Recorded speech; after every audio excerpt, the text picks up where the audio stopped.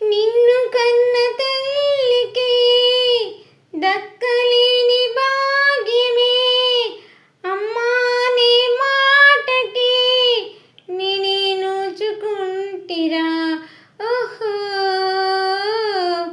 ముసీబరువు లేకుండా పురిటి బాధ రాకుండా నన్ను తల్లిని చేశావయ్యా ఇన్ని నాళ్ళకి.